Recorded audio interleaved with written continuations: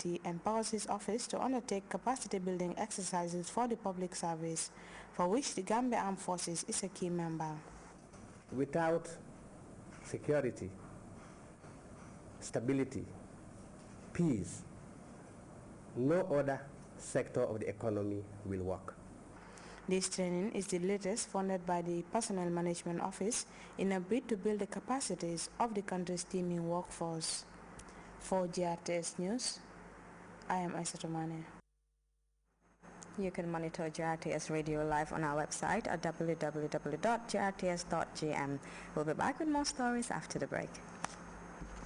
$1,000 is cash to be won. This month, AfriCell is offering $500,000 worth of cash prizes for the subscribers that registered their lines. You heard me right. Win over $500,000 worth of cash prizes with the AfriCell Register and Win promotion. What? Scratch and win? It's register and win. $500,000 is cash. Wow! $500,000 is for simply registering my AfriCell line? That's right. Hurry up and register your AfriCell SIM card now and stand the chance of winning $500,000 is cash. Every Friday, 5 lucky AfriCell subscribers who have correctly registered their AfriCell lines will win through a live draw on GRTS TV. You can register your AfriCell SIM card at any AfriCell customer care outlet or service center or at any of the AfriCell registration points spread all over the country. Register your AfriCell line now to avoid disconnection and win $500,000 is cash with the AfriCell Register and Win promotion.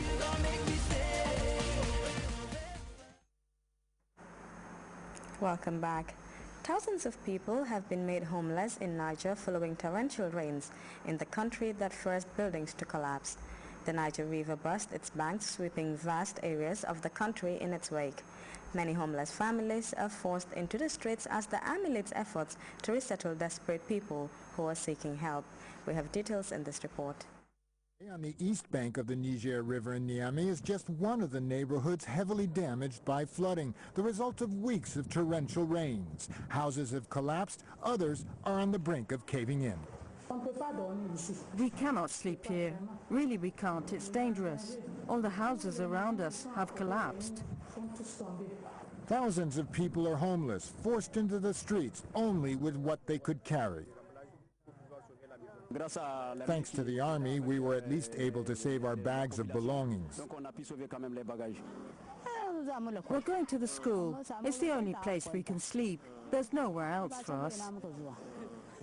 Schools have been opened for those families who have no one to take them in. This woman with her 4-day-old child barely got out of the house before their roof fell in. Late in the evening, homes were still collapsing. The number of homeless continued to rise.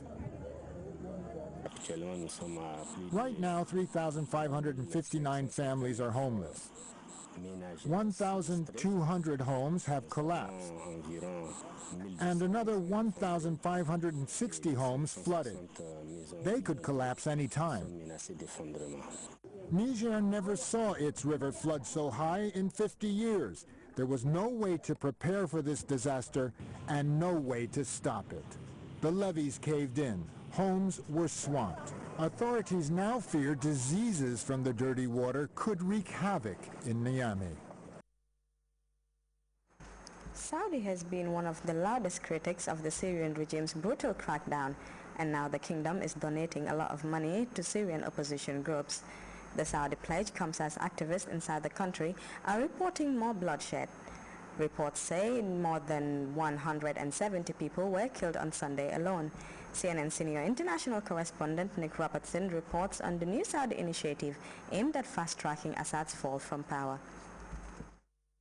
Hosting an Islamic summit in Mecca last week, Saudi Arabia's King Abdullah demanded and got backing for Syria's rebels from almost all 57 member states. It's not the only way his wealthy desert kingdom is trying to undermine Syria's president. Over the past few months, Saudi residents have raised almost $500 million Saudi riyals in cash. That's almost $150 million for the Syrian cause. Much of it donated during a 5-day telethon. A lot of the rest placed in a bank account here at this Saudi bank. It's all carefully monitored by the Saudi Ministry of Interior. so that none of the money falls into the hands of extremists. Yes. And that's where these Syrian men I meet come in. All members of the rebel Syria National Council, SNC, all residents in Saudi, all trying to help the cause back home. We are asking to support the Free Syrian Army with the weapon. But even they are ringing alarm bells. Controlling who gets what of the aid money among the myriad rebel groups is getting harder. And the feeling now inside Syria that those extremists, they are coming here to help us, okay? And this feeling, it makes this extremist my friend, okay? So it's not enemy now, it's my friend. Among Assad's targets, hospitals figure high. 38 destroyed, 149 clinics too, according to a UN report. Saudi's Syrians sending in medical supplies are working hard to show transparency. We ask for videotapes, for pictures, for some kind of documentation. They cannot really send receipts and bills. Inside Saudi, government-monitored donation centers like this are at the start of the accountability chain. The Syrians can't go ask Saudis for money themselves. So whoever comes to us, we refer them to those groups, to those organizations or the relief groups, and they help us. We met with medical companies that produce or make or collect gather the field hospitals. We present those projects to the local or governmental organizations here in the country. The system is working. Over 50 medical clinics inside Syria already up and running. Now the move to light mobile trauma kits as fixed hospitals are increasingly hit. But their most pressing need, no amount of money can fix. The newest trend that we're seeing is that they do get some supplies over there, but they need physicians. At the beginning, they didn't ask for physicians. And now they ask us, please, we need people to come in and help. But even here, the Saudis' king's men are stepping up. Activists say they are told the kingdom's doctors will come help them. It is a first in South Korea's politics. The ruling party has picked a female presidential candidate, and she is favored to win the December 19th election. Park Geun-hye has a dramatic and painful history, having lost both parents to political violence. CNN's Paula Hancock has more on her story. Geun-hye was widely expected to win her party's presidential nomination, and at the Sunuri Party convention here Monday, that is exactly what she did, winning by a landslide. If she wins the elections in December, she would become South Korea's first female president. Park campaigned on a ticket of changing South Korea into, quote, a country where no one is left behind.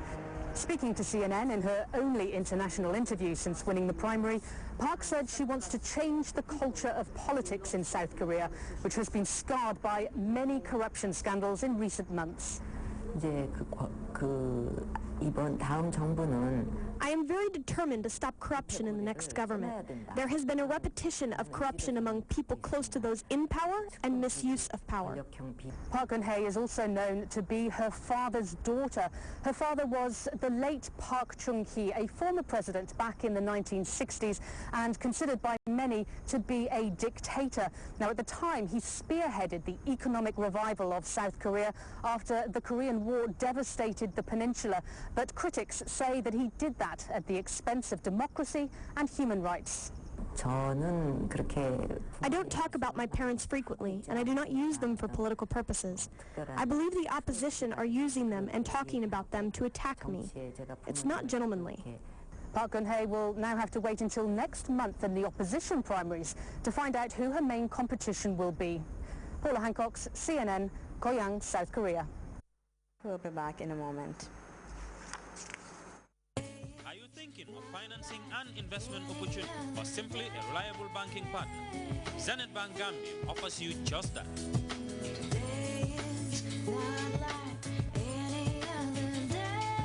Zenith Bank, West Africa's biggest bank and financial service consortium, puts people first through excellent services and up-to-date technology.